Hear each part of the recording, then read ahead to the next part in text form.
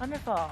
Welcome back, everyone. Hopefully you had a nice lunch, and we are starting our post-day sessions on a positive note, I think, talking about South Africa and some of the growth that we have seen here. So I'm looking forward to this conversation. We've been hearing all day about the positive outlook for South Africa and some of the green shoots that are here, but I'd like to hear from you all about really some of the commentary that we got recently from the S&P, just about how positive they are about the trajectory. 18 months into the government of national unity, are you surprised at the sentiment? I mean, Leila, maybe we can start with you. Jennifer, you would have seen that I'd even commented on the Bloomberg on a Bloomberg article around the structural reform, the fiscal credibility, and shifts that we're seeing in our market. So I personally am not surprised, and in fact I think it's timeous and appropriate that not only did S&P upgrade us, but they put us on a positive watch, indicating an expectation for future upgrades. We've seen tremendous turnaround in our markets.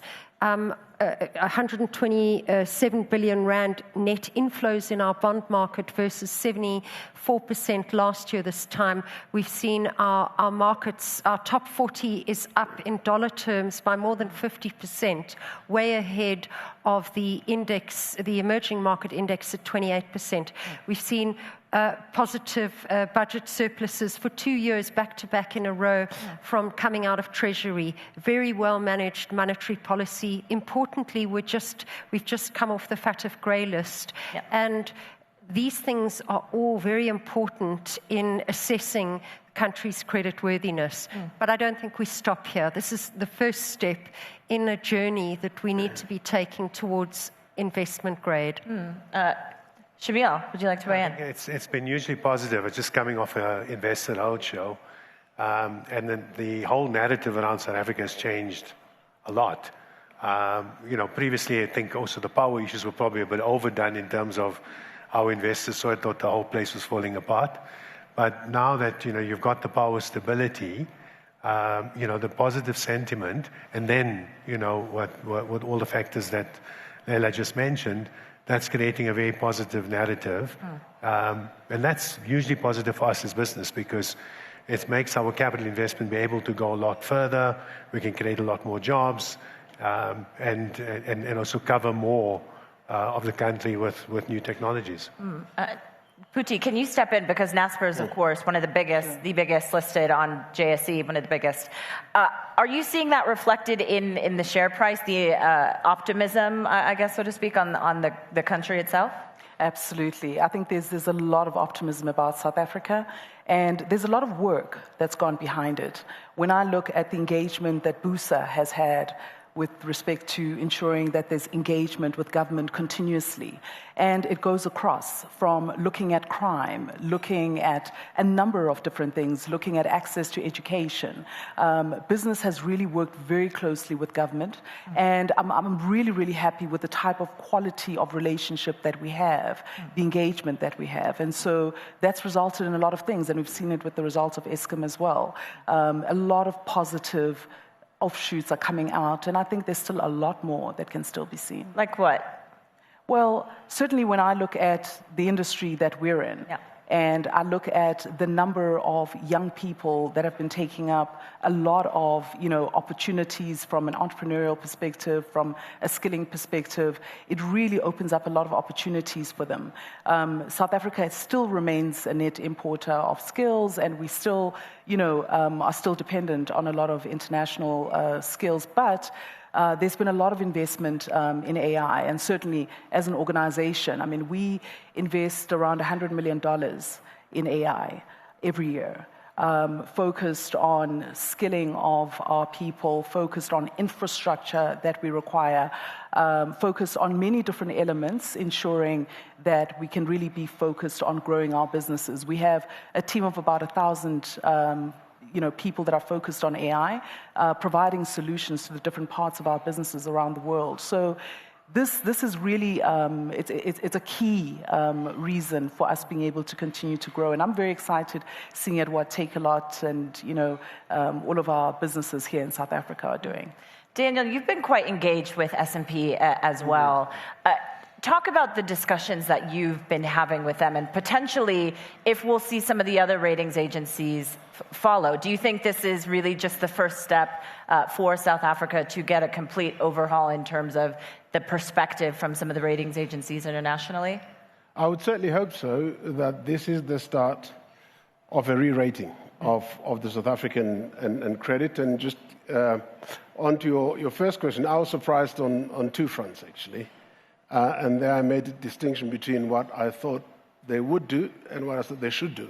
I definitely thought they should have upgraded us, but I thought they would possibly wait for the budget and wait for more evidence to come. But certainly from my engagements with them, we could see over the years and working with them that they were seeing that the evidence was mounting around commitment to fiscal discipline, that the reform process was gathering momentum.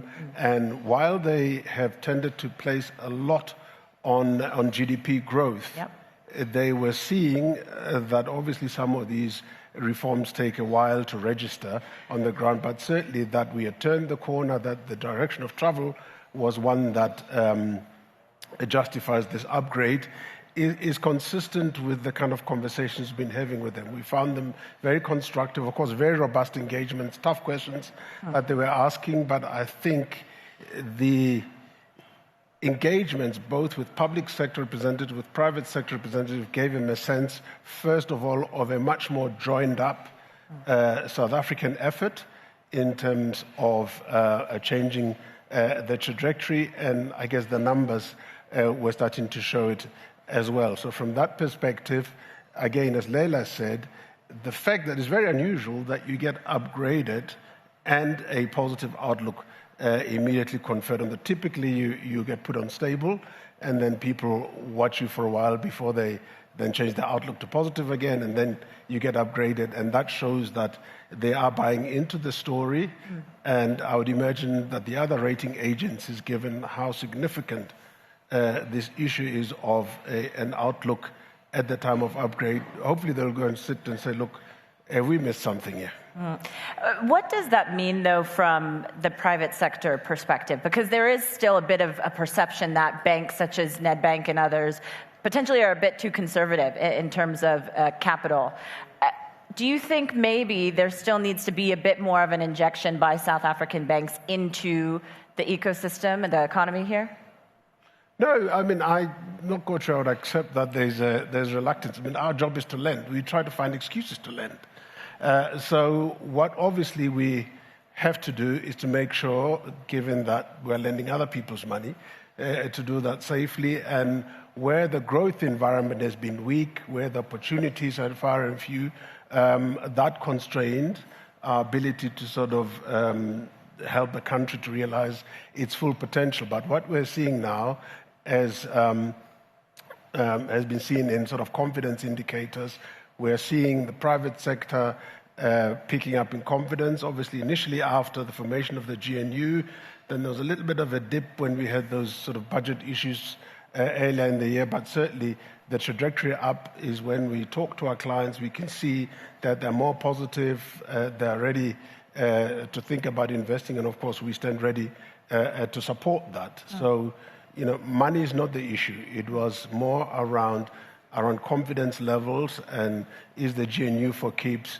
Are we going to see the structural reform program gathering momentum? And certainly what we have seen in the collaboration between the CEO initiative and government with regards to the first phase around Operation Vulindlela, which delivered the results in terms of electricity, in terms of the logistics complex, and progress being made on crime and corruption.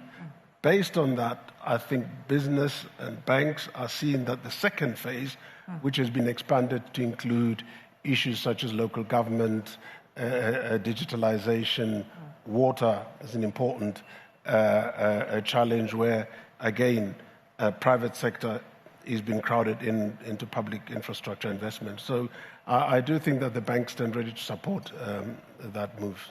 Do we think the growth is going to potentially come from the tech sector? Could it be commodities? I mean, Leila, can you speak from a capital markets perspective and some of the performance of the listed companies? If you can say where you think that next momentum for growth for South Africa may come from? Look, I think if we look at the overall stock exchange performance, we're up 30% in market cap, and we've added 5 trillion rand to our market cap. That money has to find its way into investment and potential capex. Those increases are coming from broad-ranging industries. We've obviously all aware of the tremendous mining and particularly PGM and gold surge. There was a bit of a rotation a couple of weeks ago, and with the rating improvement, the cost of funds for banks is going to increase and is going to decrease, and we will see that translating into improved lending conditions. So we're seeing growth and development in the financial sector, and we're also seeing a bit of green shoots in the consumer sector.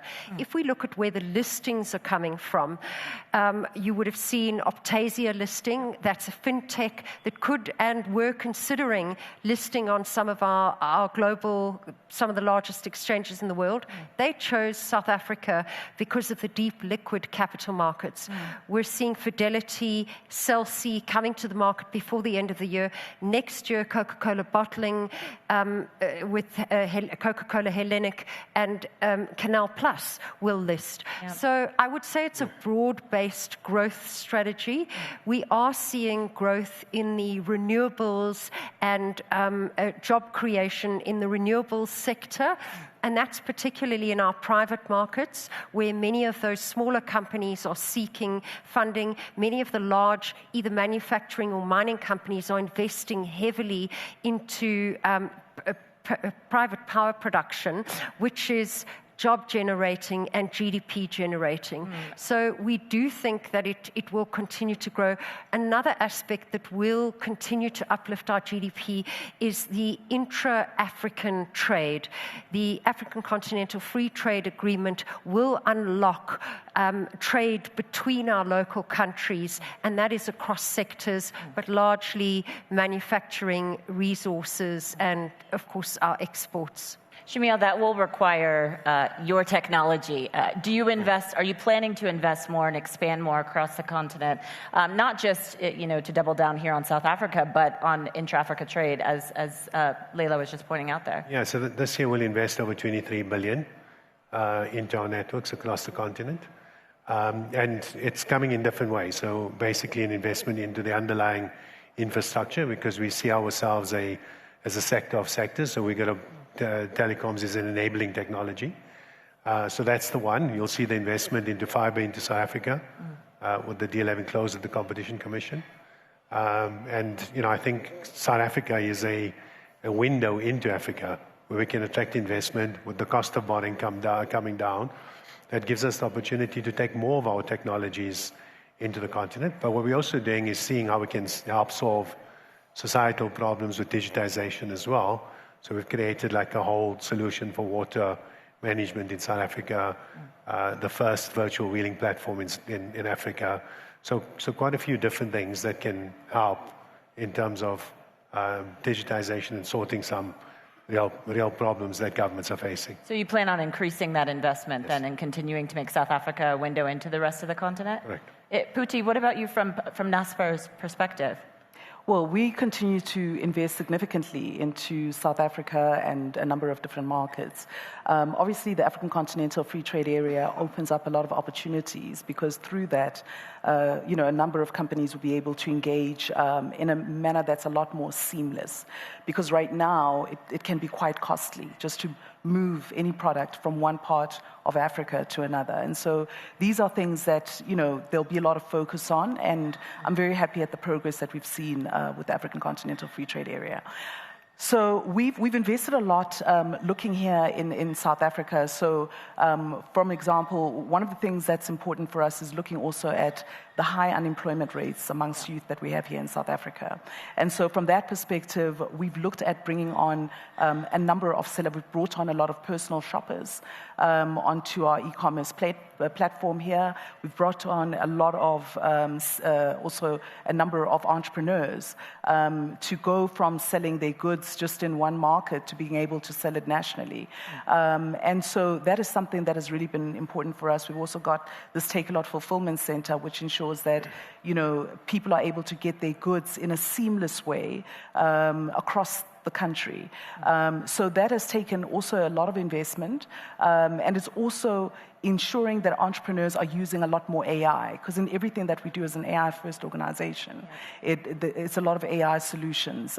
We use a lot of large language models, a lot of large commerce models, and so, all of these, by us using them and engaging with local entrepreneurs, it really supports them and increases their knowledge as they use their businesses in that world as well. So that has been a big part of our focus. Is your expectation then that will continue to grow in terms of investing into some of these small, medium enterprises and their use cases across the economy? 100%. Our business is built on small and medium-sized enterprises. So we follow, for instance, if I take an iFood in Brazil, this was a startup when we invested into it. And today it is doing orders of 115 million per month. We focus on small and medium-sized enterprises, and we grow with them over the years. And so that is why we are so focused on the sellers that we have on the Take a Lot platform, because we want to see them scale. We want to see them being able to go from selling in one part of a village or a township to actually growing across. And that's why we've got the Take a Lot township economy that we've been focused on together with the Gauteng province. These are things that we've seen growth with across all our markets, India, Brazil, China, everywhere. And so we want to see that here. And that is why we are so focused on ensuring that we can get these entrepreneurs here to be able to scale and achieve that momentum. How do the banks fit into that from your perspective, Daniel? No, we support that as well in terms of our growth nodes, very much in our traditional market, but also tuning into what is referred to as the township economy in various segments where we support our clients in terms of the emerging sectors, also giving particular focus on youth-owned businesses, female-owned business, and micro, small, and medium enterprises. It's certainly a focus area that we're looking at, and almost a new, if you wish, battleground, particularly small and medium enterprises. All banks are focusing on that area because that is really where the growth is coming from. That's where most jobs are created. Is there a concern, and I'll put this to the group, but Leila, maybe you start, of some of the concentration risk of the South African market? Of course, there's quite a few big listed companies that make up the market here. And when we do see one of them down on a specific day, that tanks the JSE to a certain extent. I mean, does there need to be a bit more diversification in order to get more investment and maybe more companies listed on the exchange here? Jennifer, the South African market is highly concentrated, as is the US with the Mag 7, the UK, Australia. Many of these large developed worlds have 4 to 5 large banks, 4 or 5 large telcos, etc. That said, we have a curious level of diversification. If you look over long-term business cycles, where you will see a rotation out of the resources and into the banks, out of the banks into industrials, which is largely Phuthi's area, into consumer or telcos. And so we it's very rare that you would see a complete dislocation across all of those sectors. And depending on the driver of either the bull or the bear market, you tend to see some sectors going up and others going down. And so we have had a curious and what is uncharacteristic diversification of returns over the long term, between as we've seen rotation through those sectors. So you don't think there needs to be a bit more diversification of companies that are listed?